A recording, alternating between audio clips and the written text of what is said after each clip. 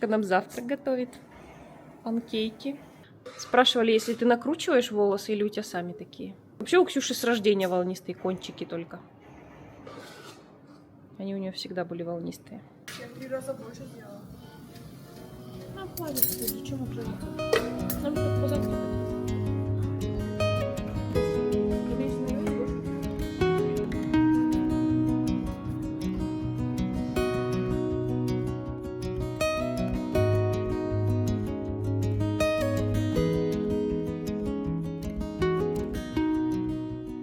У нас тут малиновое варенье. Марина, ты чай будешь? А? Вот этот микрофон, он такой тяжелый. Сейчас продают маленькие такие микрофончики. Чай. Попьем чай. Маргарита уехала. Ее сегодня опять не будет до вечера. Сахара совсем нету, да? Есть? Не знаю. Понятия не имею.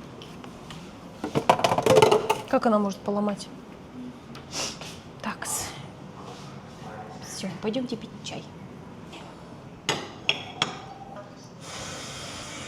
А почему на английском смотрите всегда? Нет другого языка? Языка нет другого? Есть. Все фильмы на английском смотрят. На английском смотреть тоже хорошо. Ты, Макс, понимаешь? Это хорошо. Я села влог загружать. Кстати, в итоге я же не рассказала, что врач сказал. В общем, прописал он ей таблетки. 2 месяца нужно ей пропить. И прийти на повторный осмотр. И еще раз сдать кровь. Не, насколько поднимется у нее железо. И еще сказал проверить ей щитовидку. Сделать УЗИ щитовидки. И все. В общем, получается, если у нас сейчас в январе, не помню какого числа, в общем, в январе, 9, по-моему, января нужно будет прийти. Она мою сумку взяла. Ты куда мою сумку взяла? Ты куда мою сумку взяла? В кино? Деловая. У тебя же твоя есть. Голубая. Ну что? Что ты туда ложишь? Только телефон и больше ничего там у тебя нет. И Малибу. Помада. И ты когда придешь вечером? Тебя привезут? Деловая. Никогда не хочешь с собой Макса брать. Почему?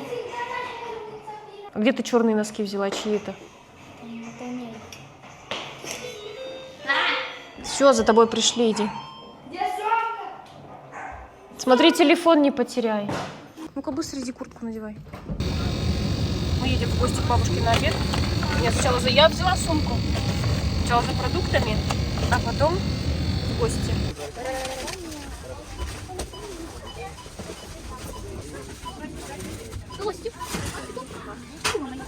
Здорово. Ты быстрый? Я это забыл. Готово. Все, загрузили? Что-то у нас такая вот сумочка на 100 франков получилась. Что-то мы там дорогое взяли, да. Под прошлым влогом, по-моему, писали, какие зарплаты в Швейцарии, что у нас так много уходит денег на продукты.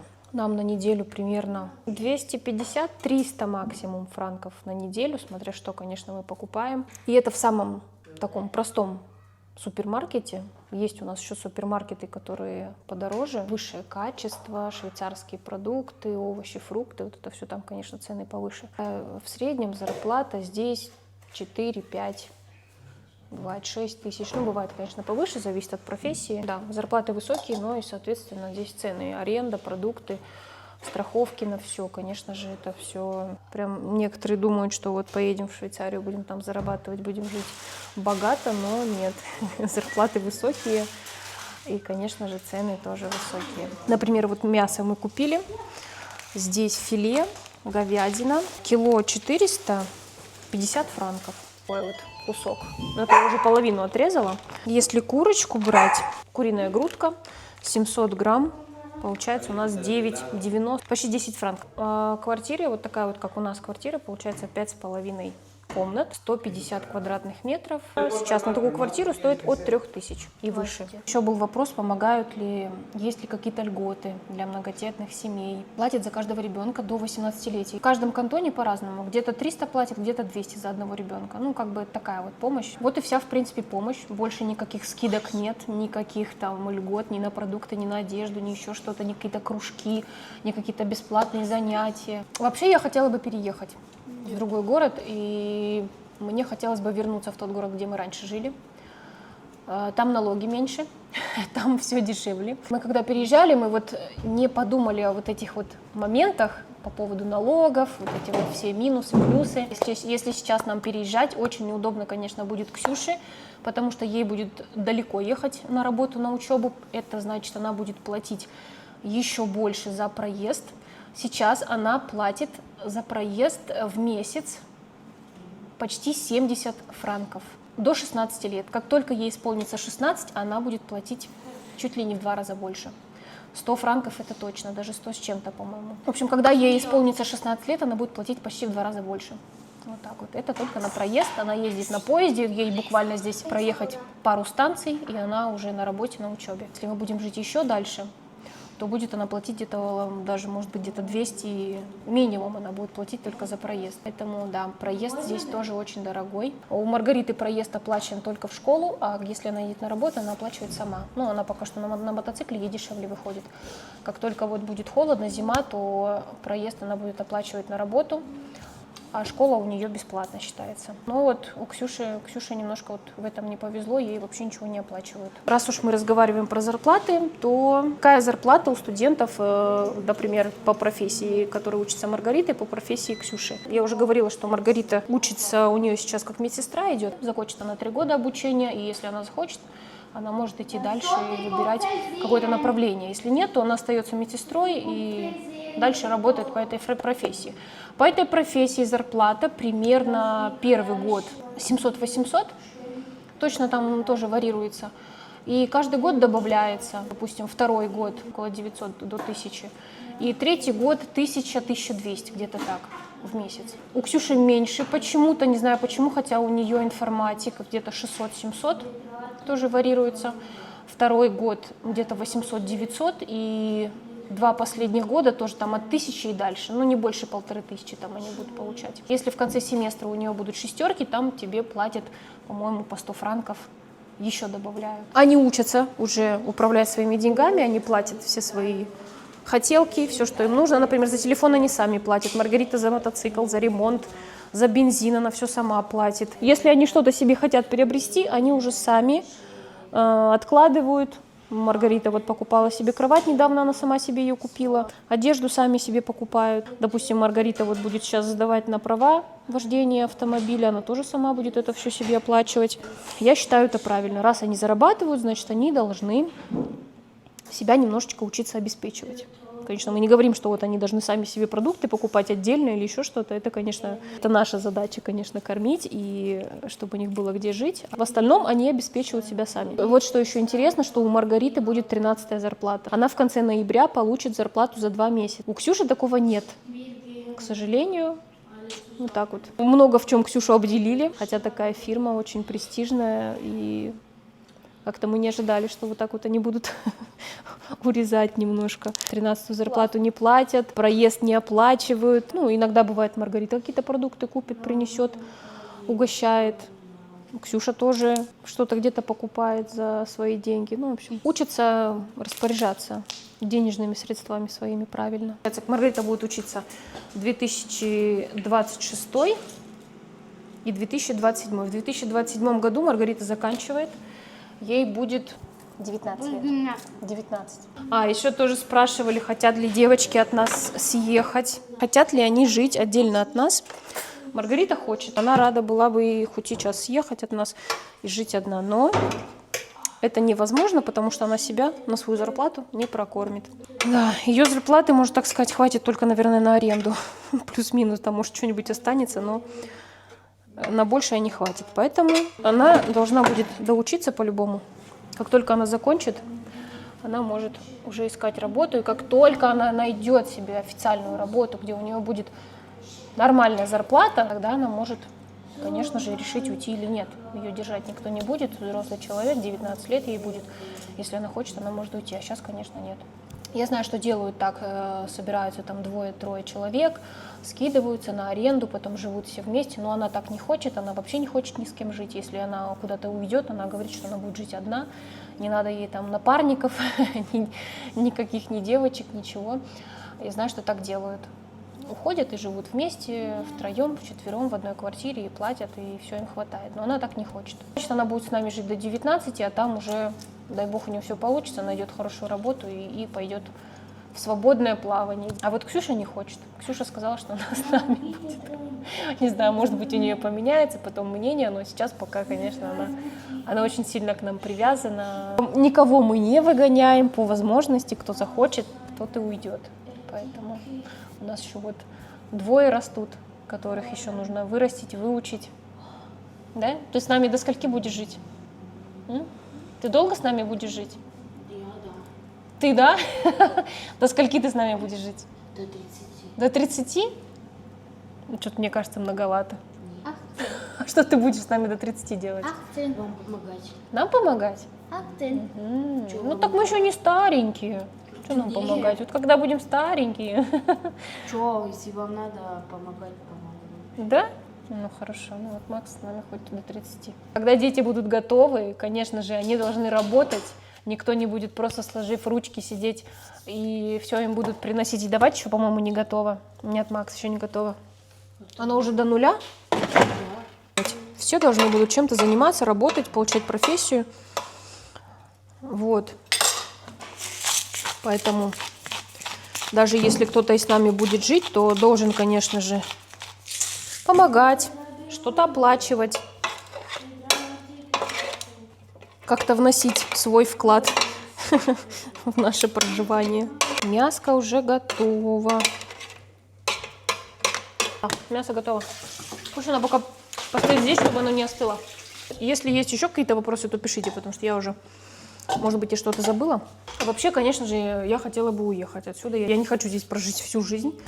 Я хочу именно поехать куда-нибудь, где тепло, где есть солнышко, где есть море, пляж, водичка. Я бы здесь не хотела бы прожить всю жизнь. Не хотела бы я прожить всю жизнь здесь. Маргарита вроде говорит, что она не хочет дальше учиться. Она хочет вот закончить и пойти работать уже, может быть, в какую-то частную клинику, но не в больнице.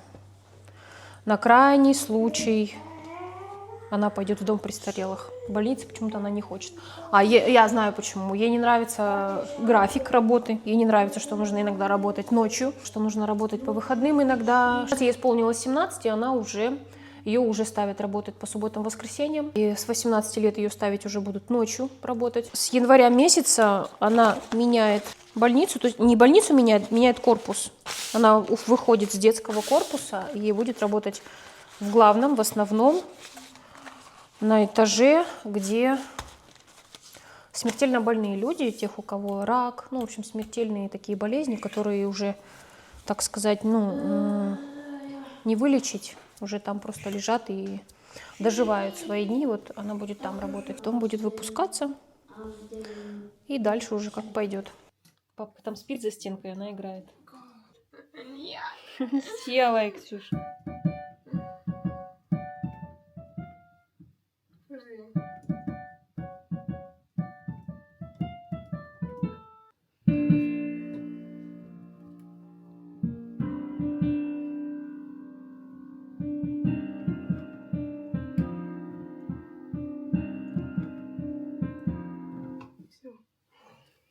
Все. Молодец. А, кстати, куртка твоя здесь? Да. Написали в комментариях, что я обещала и не показала. Такая же, как была в магазине. Зеленая, коричневая, вот эта черная. Она такая легкая, воздушная. Ну, для меня она коротковатая. Мне нравится, когда немножко попа прикрыта, а тут попа открыта. Получается. Продолжается украшение комнаты. Ты Максу помогаешь? Да. Молодец. Это уже сломано. Почему? Ага, у нее нет этой. А можно же на ленточку привязать, нет? Шишка. Там 5 нет. Ну, веревочки есть у тебя? Найди. Ну, у тебя красиво, смотри как. У Каролины тоже Вот оригинально. смотри, вот красиво. Оригинально. Оригинально. И даже свечку мою нашла с прошлого года. Тебе еще холодно? Дома в фуртке ходишь. Мы только приехали. Время 7:30. Гранат. У нас тут гранат последний. Я не купила сегодня. Надо в понедельник. Нужно каждый день гранат тебе есть, а не банан. Ну, шишок. Гранатовый сок свежий, но у нас нету этой. Блендером измельчить гранат и выпить сок. Ты выпила таблетки? Молодец. Так, мы тут с Ксюшей сидим, рукодельничаем. Делаем вот такие вот елочки. То есть Ксюша делает. На, наматывай. Есть у меня вот такая гирлянда маленькая.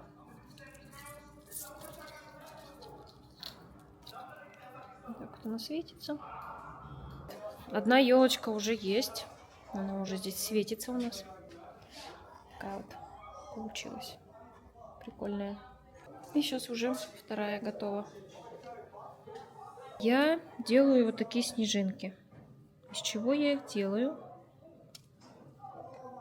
Из вот таких вот ватных палочек. И вот такая вот пушистая пряжа белая. Собираем снежинку. Вот такая вот конструкция здесь. 2 и здесь.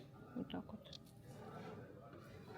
Сначала капается капелька горячего клея, потом сверху кладутся вот такой вот формой снежинка. И сверху лучше тоже капнуть клей, потому что потом, когда будете наматывать, они болтаются и могут оторваться. Вот, и все, и потом берете и наматываете по очереди. А потом еще нужно сложить вот так вот пополам, одну взять и вот так вот пополам ее сложить. Тоже намазать горячим клеем и вот сюда вот так приклеить. Вот так вот.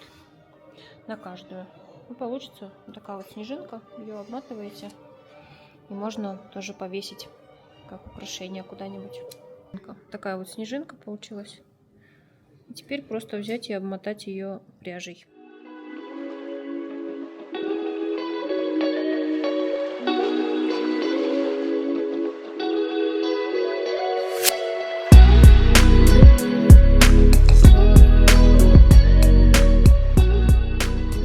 Такого ангелочка она сделала.